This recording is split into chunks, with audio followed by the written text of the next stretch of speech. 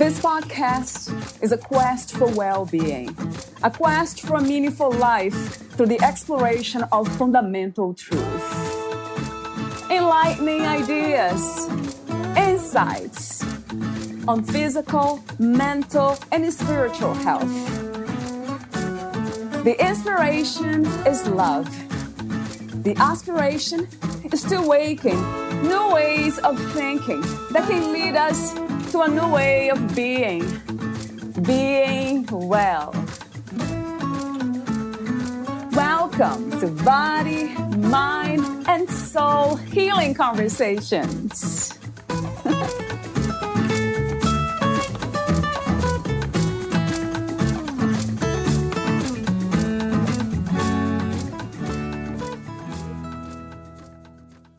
There is enormous power in training your body to respond as if your dream life is actually happening, to actually feel those emotions as if it was happening in the now.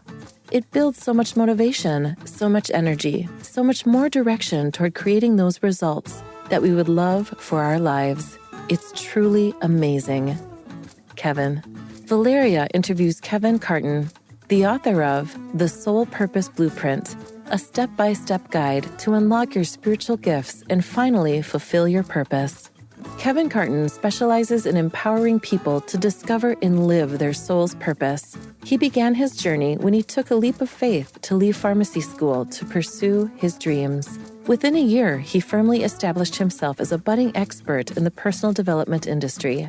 Now, with almost a decade of experience, Kevin is a speaker, teacher, and transformational life coach who has spoken on stages in front of thousands of people, which led him to being described as a young Bob Proctor and the next Tony Robbins. He shares weekly insight, inspiration, and motivation alongside his brother and co-host, Chris Carton, on their podcast, Science and Spirituality, with over 980,000 downloads and listeners in over 113 countries all over the world. As a sought-after speaker, trainer, and coach, Kevin's workshops and coaching programs have helped hundreds of people break through limitations and achieve greater results than they've known before. Meet Kevin at kevincarton.com and soulbuilderlive.com. Here's the interview with Kevin Carton.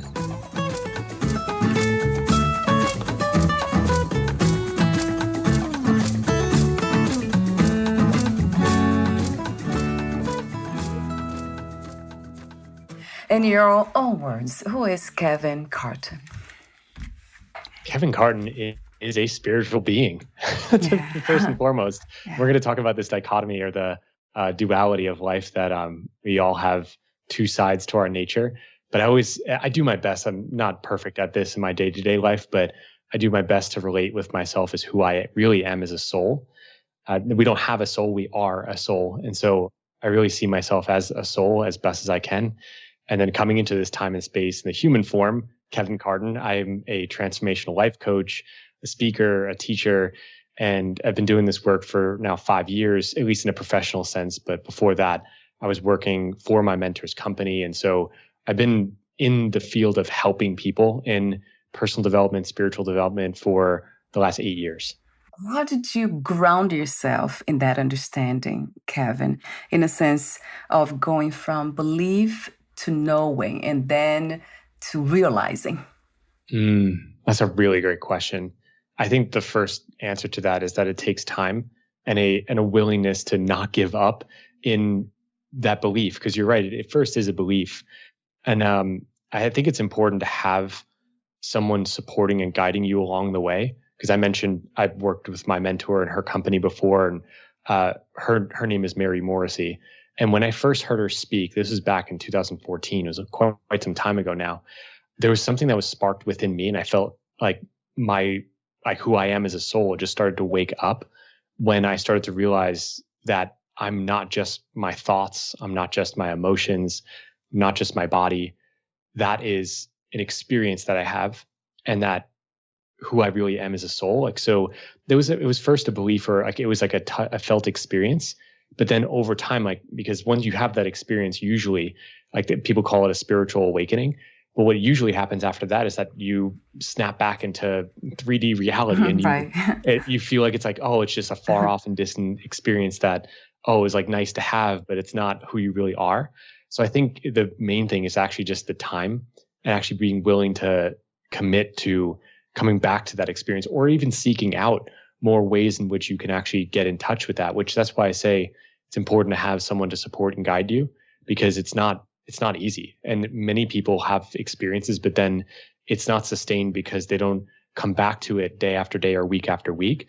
It's usually like a giving up in usually an unconscious way, because it's difficult to really stay in that place of truth or that authentic being. It seems to me like now that it, as you said, it takes practice. That's kind of such a contradiction in a way. It takes practice, deepening, grounding ourselves into the truth of what we already are. Mm-hmm. It sounds like a contradiction, but it's not, as you said.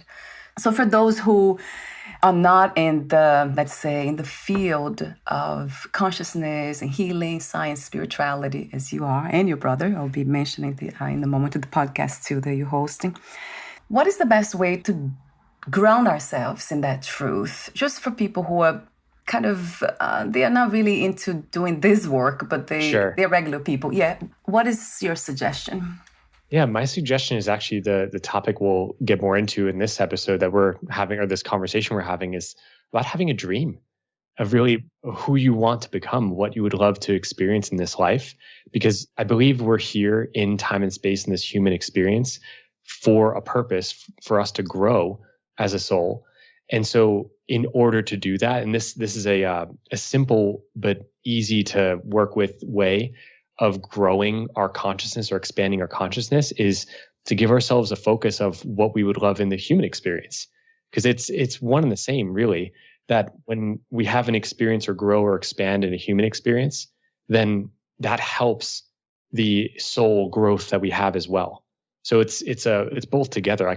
Because like I said, we have two sides to our nature. Spiritual nature is who we really are as a soul, then our human experience. So if we grow in one, we're growing in another. But it's vice versa. The main topic of this conversation, so the audience knows, is connecting with our future self through visualization. So the power of doing that, of kind of seeing and feeling our dream. So I guess my question about that, Kevin, is, could the experience of the desire, the dream of experiencing heavy material things, because it's easy for most of us to do that, coming from the mind, lead us to the soul's purpose? Yes. And there's nuance to it. Yes, because this is one of my favorite things to speak on, because I feel like I had a lot of stumbling blocks along my journey when I started to focus on a dream of what I would love, of work that I felt was purposeful, that was fulfilling for me, that gave me a sense of freedom in terms of time and money, as well as, fulfilling relationships. Like I longed to attract the love of my life, which I did. All these different things can seem like it's so focused on the human experience that we lose connection with the soul. But it really, again, as I was saying, it goes together. But the nuance is that we do have to come from this understanding or knowing that we are more than just whatever we experience in this human reality. But it's through the human experience that we do grow as a soul. So primary has to be that knowing that we are a soul, and that through the human experience, then we grow. Because if we just focus on material things or growth that way, and not coming from that place of connection with our own soul, we could get lost in the materiality and just feel listless, even of just achieving goal after goal and getting more. And that's not what it's really about. Right. Okay. So is that the first step? One of the first steps you guide others to do, to first realize that they are a soul before they dream? Yes, 100%. The tool that I use with my clients, I call it a soul tool, is to notice what you're noticing. It's such a simple thing, and you could do it in the moment that you're in by just taking a moment to notice the thoughts that have been passing through your consciousness, no matter what they've been. Could be that, oh, this is interesting what I'm hearing, or, oh, I have to pick up my son, or I have to go get groceries later today. No matter what thought was just passing through the mind, you can notice it and then take a step back and notice that you are noticing those thoughts. Because that to me is at least an experience that you can have when you really take maybe even just 20, 30 seconds to, in your own mind, say, like, I'm noticing what I'm noticing, and bring yourself through that experience. That's actually the first way I really started to connect with my soul in a conscious way. Because I think I've been connected in different ways throughout my life, even when I was a kid, to knowing that I'm more than just human, but I didn't know how to put it to words or to actually consciously have the experience. But noticing what you're noticing is a first step to that, so that you can recognize then what you are longing for or what you are discontent about in your life right now, which then gives rise to the dream. That makes a lot of sense to me. That's one of the steps that I followed to getting to know what that was. I guess the question for you that has to do with that first step is, sure. What is the quality? What qualities do you sense or feel from that observer? Oh, that's such a good question.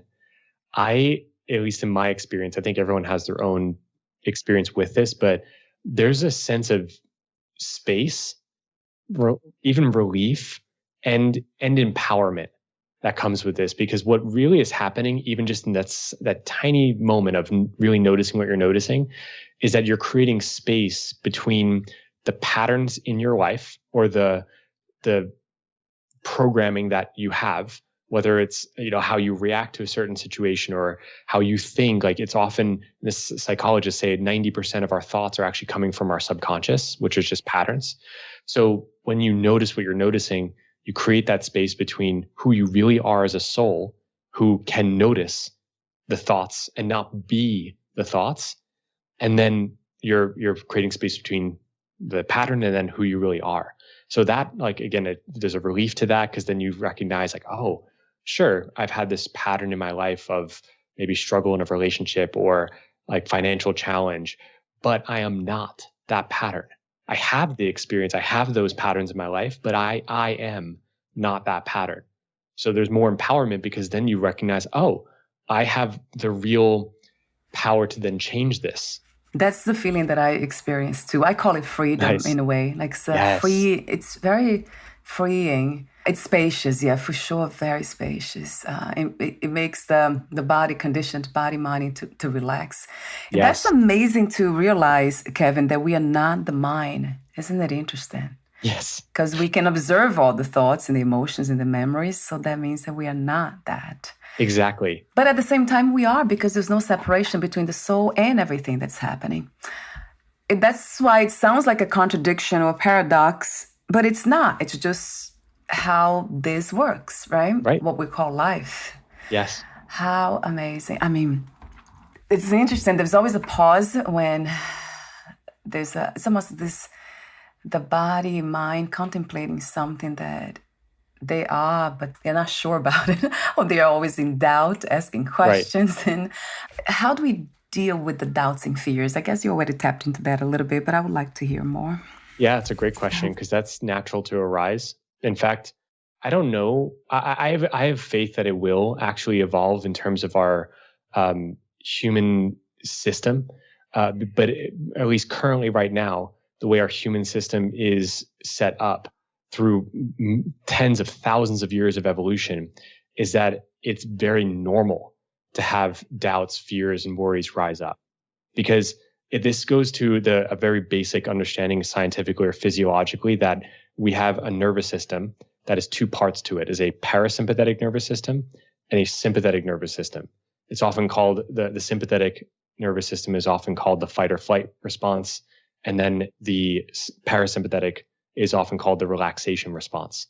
So anytime that we go beyond our comfort zone or our normal, then we are activating at some level where it's natural to have an activation in the fight or flight response, because we don't feel safe. It's the unknown.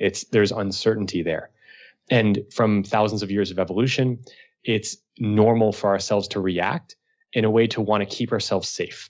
So even when we start to dream, when we start to consider a life that we would absolutely love, where we're living a life that we absolutely love in all areas of our life, we're expanding, we're growing, we're fulfilling our purpose, we're connecting with who we really are. Even just by dreaming that activates the sympathetic nervous system naturally. Fears, doubts, worries rise up. And so the number one way I start to work with my own nervous system, and I help my clients do this as well in the moment, is using your breath. Our breath is the number one tool to work with the nervous system because it has a direct connection to the nervous system. Because when we're breathing very shallowly or quickly, it means that we're in the sympathetic nervous system response, fight or flight.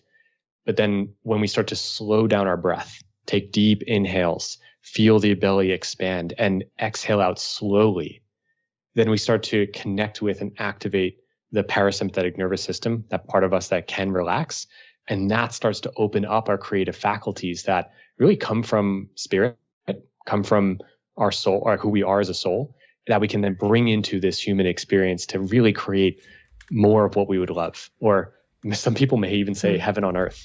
Yeah, right. You see, and it starts with that. Oh, there are techniques, of course, to get there, but it's trust, isn't it? I hear that that 100%. Message. You know, I heard that before. Somebody, it was, I think it was, non-dualist, a monk, a Hindu monk.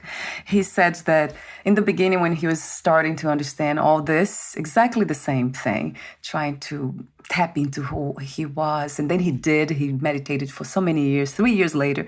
And then he was still having the fears and the doubts, the mind questioning everything that he was doing. He wanted to become a monk, but the mind was just, he couldn't sleep, the traumas would come back, all his past and all that. And he went to his teacher and asked him, I guess it's not working. It's been 3 years already. I've been practicing every day. I don't know. I came here to just let you know that I don't think it's working for me. And then the teacher said to him, you're taking your mind too seriously. So the message was to not listen to what the mind was saying. So in a sense, ignoring, but I don't know if this is it might be a path, right, Kevin, to just ignore and see the movements of thoughts. Yes. That's what it is, movement. They're just passing by. And then there's another, I know that within the process that you teach in visualizing your dreams and your future self, has also this step of taking actions, right? Taking the actions. So talk to me about that. Yeah, well, the first thought that comes to my mind is a quote from the American actor Jim Carrey. He said once, because he's very deep into the idea of visualizing, connecting with your future self. In fact, that was actually how he became a well-known actor in the world. You can hear his story, like in the early 90s, he had an interview with Oprah and he tells about this, but this one line I heard from this interview, he said, you can't just visualize and then go eat a sandwich. Yes. Yeah, he's funny, so that's great. Yeah. Because you get inspired, but then if you just go on and just do your normal life and don't change anything, you don't take inspired action, your life is going to be the same. Like you might feel better, which is great, and maybe start to attract different things into your life. But if you're not willing to meet life or spirit or God, the universe, halfway, in terms of what you've now sent out this energy through your visioning that is in the intention of your desire of what you would love, as if it's already worked out, it's going to start to come to you. But if you're not actually taking action, then you're going to miss out on opportunity. There are our perception starts to shift and when we start to really visualize, we start to see more opportunity. And then if we don't take action on that opportunity, like the ideas that come to us, or maybe a circumstance presents itself and it's like, hey, like that's a step that actually moved me in the direction of my dream. If we don't take action, it's like we're shutting down our belief. Because if we're not taking action, then it's a subconscious signal that I don't fully believe.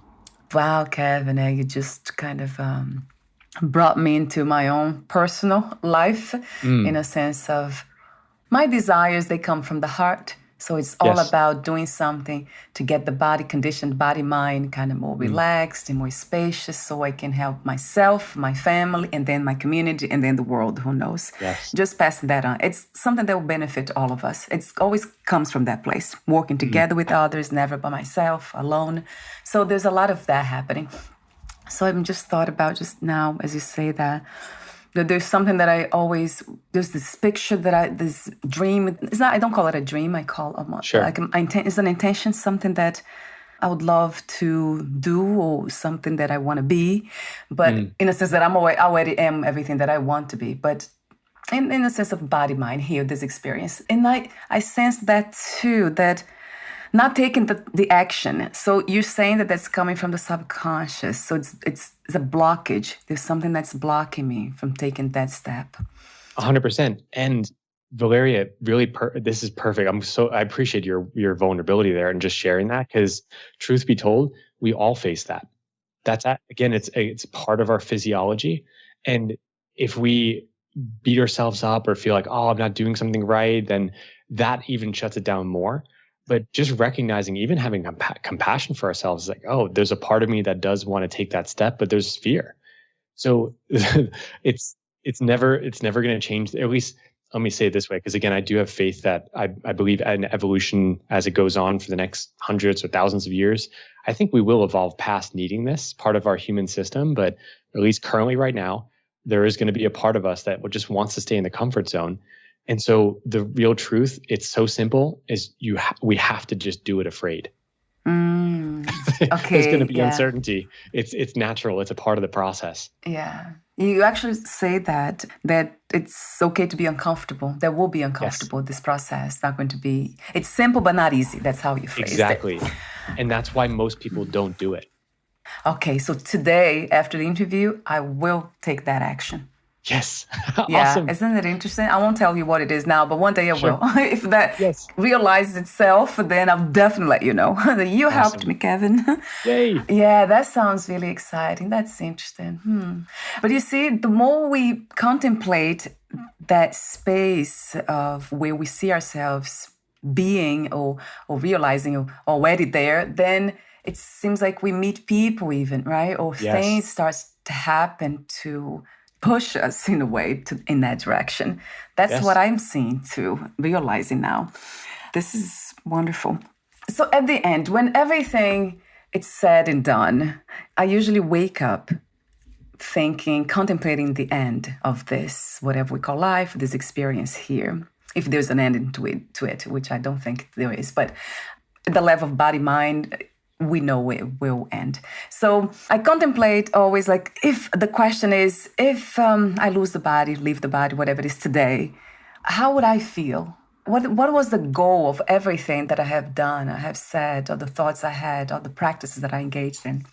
So it's the same question for you. Do you also visualize or practice this deep questioning of the end? Like, what's the goal of everything that you have been doing and are doing in your life? Mm-hmm.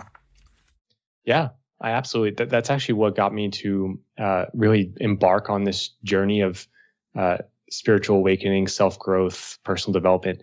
Because back in 2014, it was literally just days before I met my mentor, who I've continued working with, I was in school to get my doctorate in pharmacy, and after 3.5 years of being in that schooling, I really had a deep visceral knowing that it was not the path for me anymore, which was really difficult to even acknowledge because I had invested that much time. I felt guilty because my parents had invested tens of thousands of dollars in my education, which also meant their own effort in life and time that they invested to actually like earn that kind of income to be able to put me through school. So all these things were holding me back, but what really helped me make that decision to leave that career path of pharmacy was that exact thinking of, at the end of my life, what decision would I be proud of that I made? Staying in the same comfort zone just because it's, what I've been doing and I should just finish just because other people have said so, or of a certain obligation I feel like to my parents or even to my friends, or would I be proud that I decided to say no to what I knew in my soul was not for me and go on a journey, which I had no idea what was in store. But that was the catalyst, that exact kind of questioning. I wouldn't say it was maybe like a visualization, like I imagined myself literally laying my head on the pillow for the last time. I definitely connected with that idea of, all right, at the end of my life, if all said and done, would I be proud of the decisions I made today or the things I did today? That's a beautiful way of experiencing this life. It has been the only one for me, in a sense. That's my guiding principle. Would I be at peace in the end about everything I have done and said too, even the thoughts. It's almost like this commitment to not to become the person that I want to be, but it's just being the soul that I already am. Yes. So that's how it really resonates every time I hear that message. The way you say it's interesting too, because you explained the step. That was a conversation you had on your podcast, which is, I want to mention now, it's called Science and Spirituality podcast that you host with your brother, Kevin Carton. So you mentioned that you talk about the feeling, you said the emotional words, and that it's something that has to become tangible in a sense of experiential, right, Kevin? Like, is that living truth, living dream now, here. Yes. Not just in the future when it becomes and realize itself. Yeah. So, and this is something that you're right, you say it's simple, but it's not easy because we tend to just kind of come from the subconscious mind or let that run the show and drive our actions. Right. But I'm very, very careful with that. So in a sense, I hear them, I see the subconscious thinking kind of come into play, and then I kind of let them kindly and gently let them pass. I don't take any action inspired by them, and then I just go back to what the soul would have me to do. So that has been a very interesting practice, and I don't really call it living the dream or trying to get to the future self, but that's what it is, right? That's exactly what it is. Absolutely. My mentor calls it, and this is what I teach my clients too, is called vision-driven living. Yeah. Many people have a vision of who they want to be or what they would love to experience in life or what they would love to achieve, but they're not living from that, like in choosing thoughts that would actually be as if like if it was all worked out, if I was that version of me, if I had that relationship, if I had the money, if I was doing work that really fulfilled me or expanded the work that I'm doing now that really I dream of, then what thoughts would I be thinking? How would I be feeling in this moment? Or even my favorite, especially when there's challenge that we're facing or obstacles, how would the version of me where it's all worked out deal with this? Right. It's a very different way of thinking. Yes, it's a different way of being, of living, right? Very different. Yes. And you also mentioned that this is actually, we can focus on any areas of our lives. It could be health, it could be finances, it could be relationships, anything. So for me at this time, I mean, there are some things, but it has been also the practice of being truthful, but kind at the same time, like knowing how to express my truth without hurting my husband. I have to say it that way, because he's the closest person to me. And a lot of times you feel so close that you wanted to just say how it comes to you. You don't want to, let's say, adjust or play with the words even. But I have been kind of realizing that it's something that I must do. Like communication skills is very important. But also because I have had, there's a pattern of boundaries. I'm not so good with boundaries. There's something in me that it's always trying to please others. And let me give you an example. Like if I have something to tell my husband and he doesn't respond like in a positive way, in a receptive way, then I feel bad about the whole thing. So I'm kind of, and then I silence myself, and then now it's just much worse than before. So is that something that you also work with the people you do? Yes. Oh, good. Absolutely. Yeah. Think of it in this way, Valeria, the vision, the dream that you would love, like you said, it could be in any area of life. But when we get specific, that's where the magic happens. Like, so just using your story as an example, which I appreciate again, the vulnerability, because that it makes it so easy then to share of like how this could work. That let's imagine it's 3 years from now, or even heck, a year from now, you can work with, because this kind of situation, it's like an experience with a relationship that you already have with someone like your husband that you're already close with, but that it's just a different experience or different change of the way in which you relate. Then you could absolutely envision a year from now. It might be better if someone's listening and that they want to attract the love of their life. and they haven't been out on a date in a year or two, then it might be better if you dream 3 years from now as if it's all worked out, because it just gives more space and ability to believe what you're visioning. But either way, you want to be specific to, all right, what would I love? If it could all work out, if I am the version of myself I would love to be, what would that version of me think, or how would that version of me speak here? How would I respond? And so, for example, it could be for you, Valeria, and it's a year from now. I'm so happy and grateful now that when I have something challenging to share with my husband, I share it honestly, openly, with truth, with love.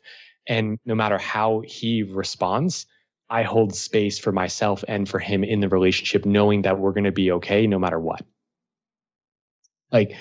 Chances are you already have that in your head. In the way. It's the practice of connecting with that version of yourself now, beyond whatever condition you're facing in the present moment, like the subconscious patterning of how it shows up right now. Yeah. That makes a lot of sense, right? That's what I have been practicing, but I always go back to that, to what you said. It's simple but not easy. So it's a practice. Yes. So every day, little by little. Some things are harder to express. Some truths are much harder to express. Yes. So it takes time, I guess. Going back to that concept of time, it takes consciousness getting more refined, or we getting more grounded in consciousness to be able to easily kind of flow with anything that comes our way. Yes. So now it's very easy to flow with the work I do, because it's almost like it's a soul-driven work. So it's like, it's so wonderful to talk to these people because most of you kind of share that.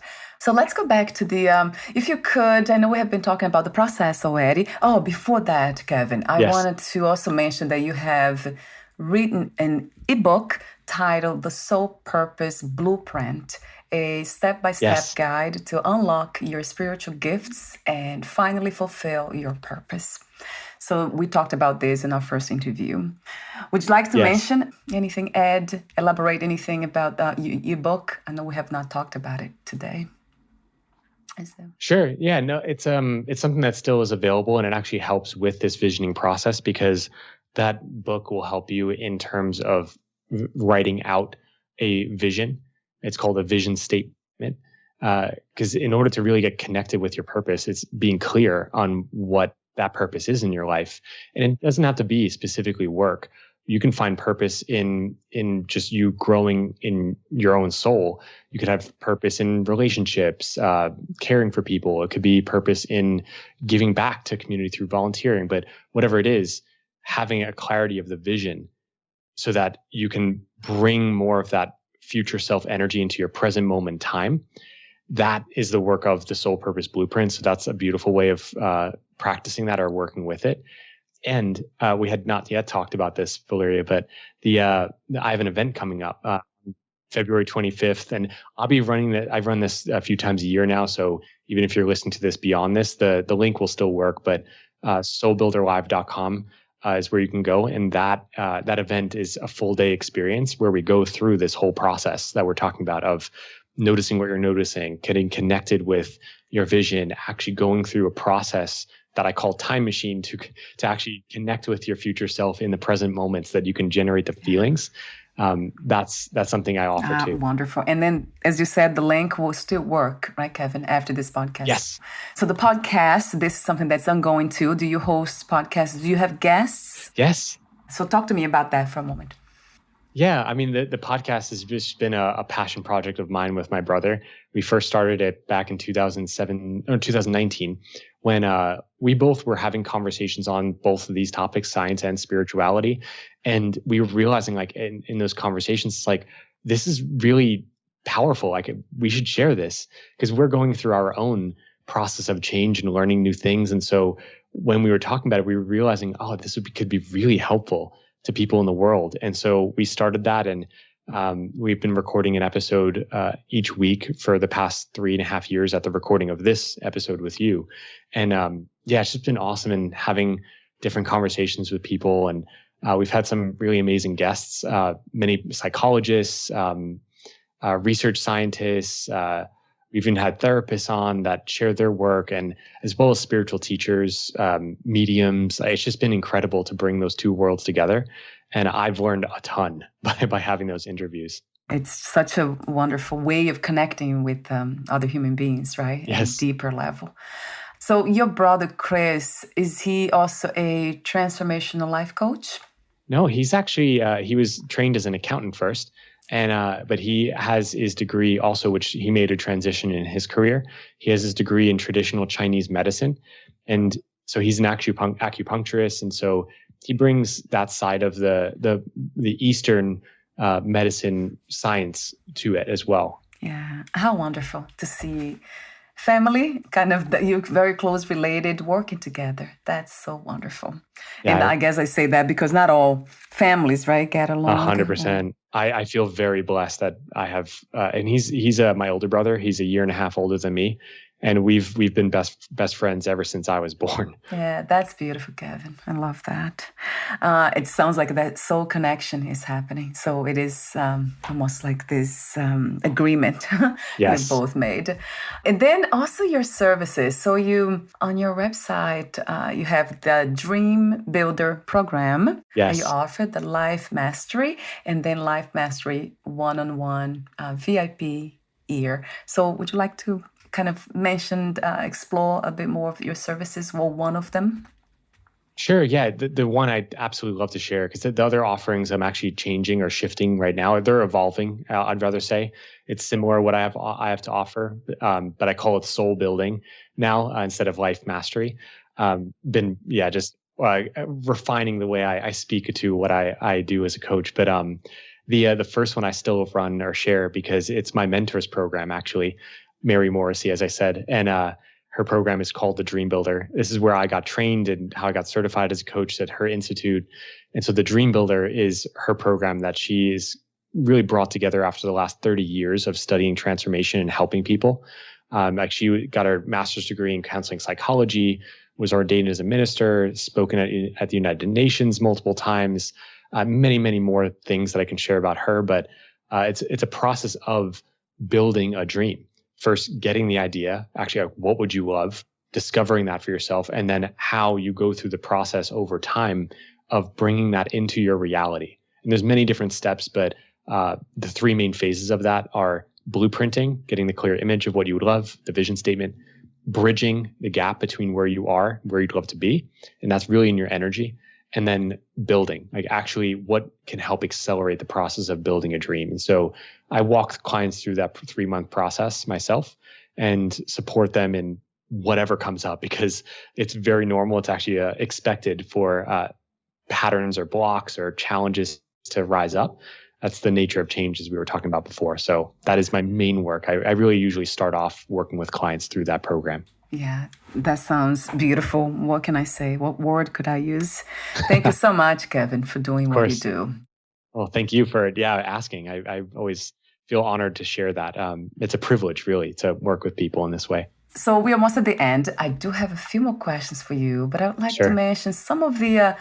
I've read the information you sent to me, and I like what has been said there. We don't get what we want in life. We get who we are. So true, and which I would kind of replace the word who to what we are more than the person. But everything is connected. So even the idea of who we are is what we are. And then you say, speak to yourself more and more as if you already were the person in the now, that person that you want to be in the now. So we have been talking about that. And in the time machine you just mentioned, there's something else that caught my attention. You talk about the, I think it's Dr. Joe Dispenza. You mentioned him too, that he said, we must learn to train our body to respond to a new mind. So training the body to respond to the new vision, the new life that we want to live. I heard so many times, so many people that I interviewed talk about him. And of course I read, but I never really got to know his work. So is this somebody that you worked with too, Kevin? No, that's actually a great question. I have not worked with him myself yet, but I love I've read one of his books, but I haven't been to any of his seminars or anything, but I love his work as a scientist speaking to these spiritual concepts concepts that many people have known for longer than our modern science in the last couple of 100 years.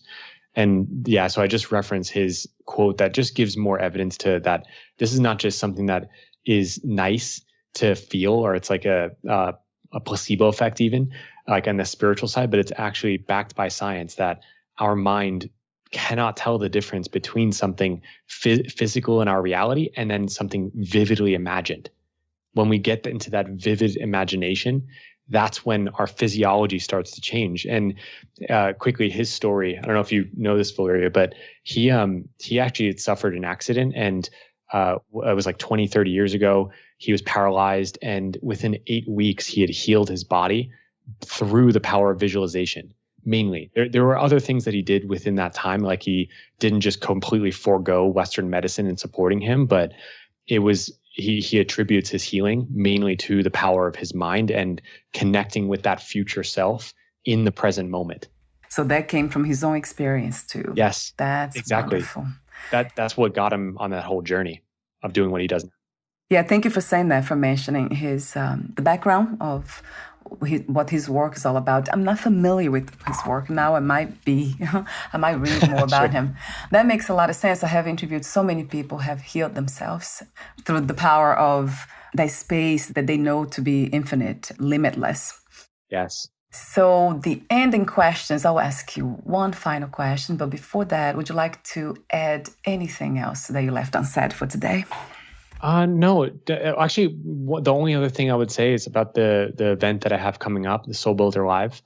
That it's an opportunity to experience almost pretty much everything we've been talking about in this episode, which I so appreciate your prepared questions to speak about all these different things.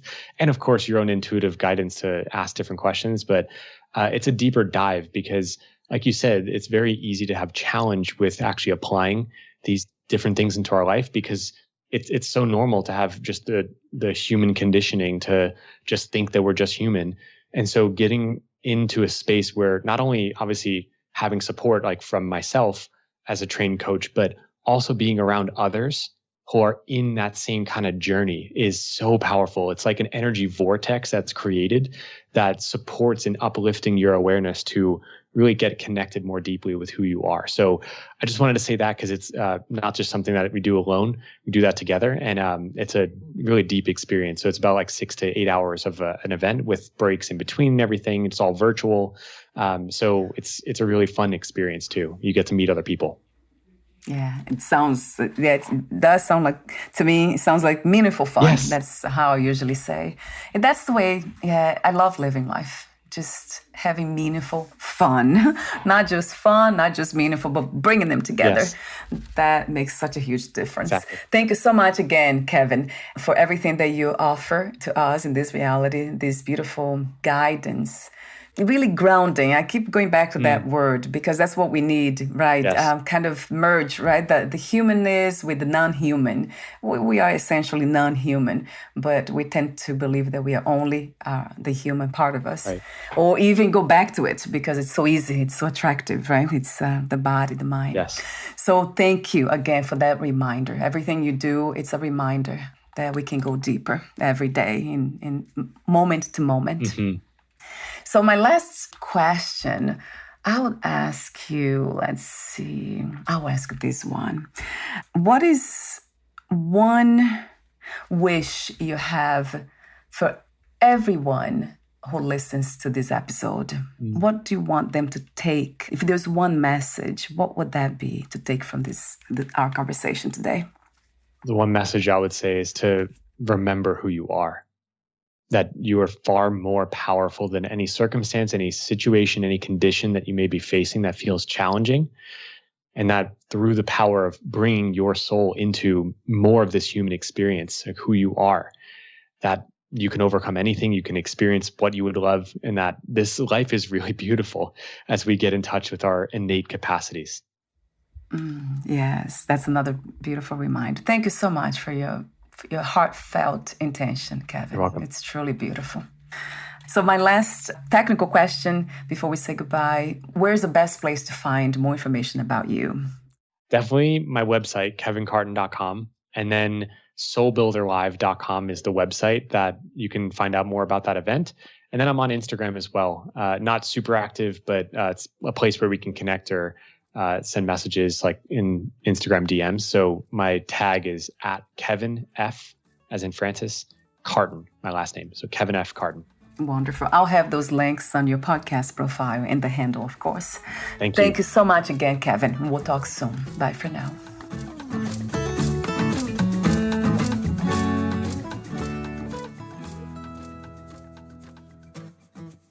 Thank you for listening.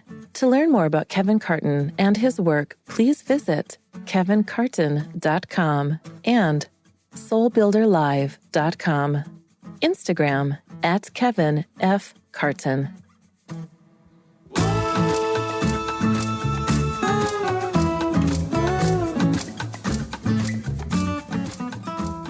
To learn more about this podcast, please visit fitforjoy.org/podcast. Thank you again for listening, and bye for now.